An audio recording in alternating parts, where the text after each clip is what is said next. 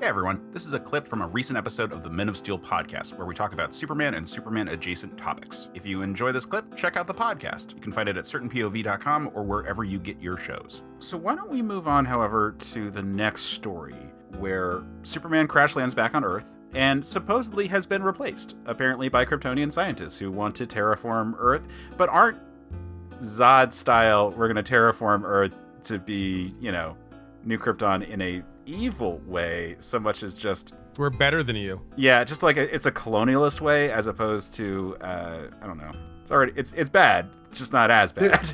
It's not what I'm trying to say. They're futurists. They believe in the potential of technology and living in the future. And they go into the Fortress of Solitude and they look at Superman's entire history of his own life and goes, well, that's just morbidity, actually. You're just thinking about death too much. This is the past, and we don't live in the past.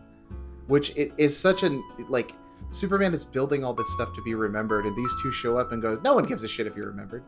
We're living in the future now. It's very, very direct and confrontational. It is. And one of the things, there's versions of the Superman canon where, in a lot of Superman canon, Krypton had a space program, but then by the time Superman's being born, they no longer have a space program.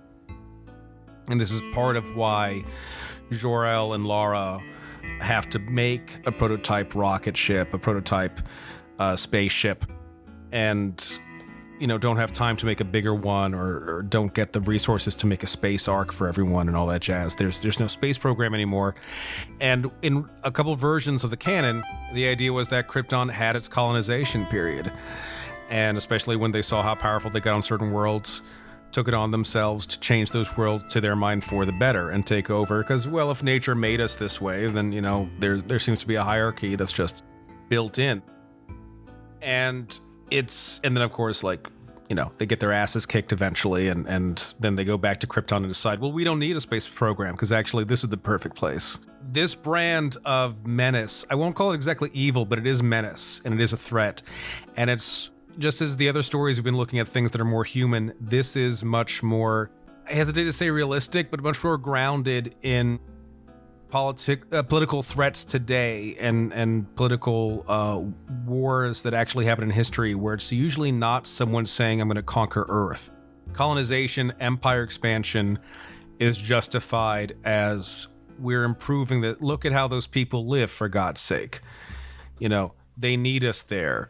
Or worse, they're children and we're here to teach them, or worse than that, they're not even human and we're going to tame their lands and we'll give them a real purpose, so at least they get to do something and, bask in our knowledge and evolution and social all this jazz. It's so insidious because it's like with racism, it's like with misogyny, a lot of it is not intended to be that. It's not intended to be harmful. It's someone thinking, well, this just makes sense, right? And it's so much harder to argue against.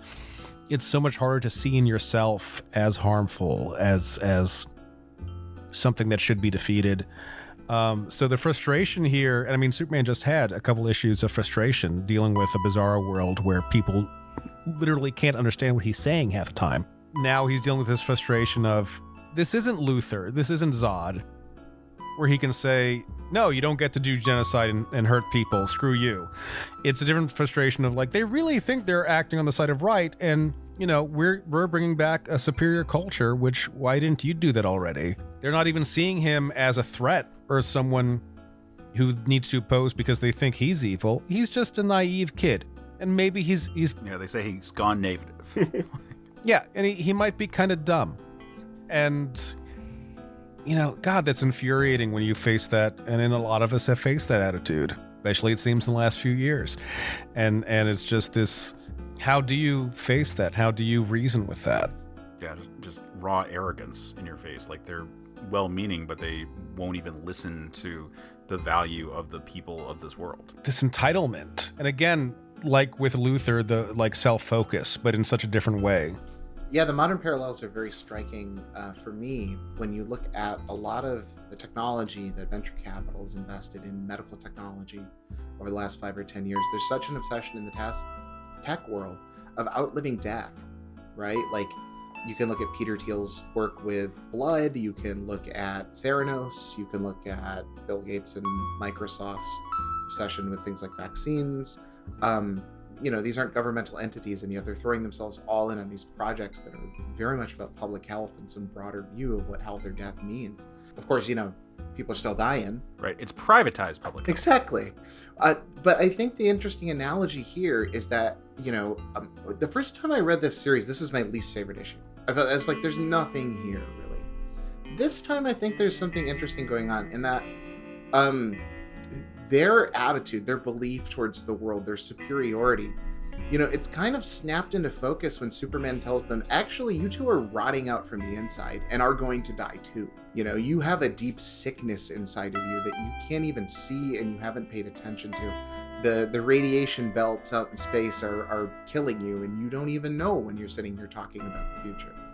And so I think it's very interesting that, the challenge is, it's not a fight, but it is a threat. And the threat is not by Superman winning ideologically, but by going, hey, you are missing things about yourself. And that is really important because, if nobody bothered to tell you were dying, all of these plans wouldn't mean anything. Well, it's just so sudden when all of a sudden that rot starts to catch up with them. And it's such a painful sequence as they go blind and are put on deathbed, almost after this moment of them being bullies. They are acting aggressively. They're doing all these things. I think one thing that should be noted is that they're not just Kryptonians. It's Bear-El. He's of the House of El. That it's family. And they are trying to do what they see as good, but they are so arrogant and also sick, and that you can't help but have pity for them at the end. Remember, if you like the clip, after you're done liking and subscribing, check out certainpov.com, where you can find more episodes of the show, as well as a ton of other great shows.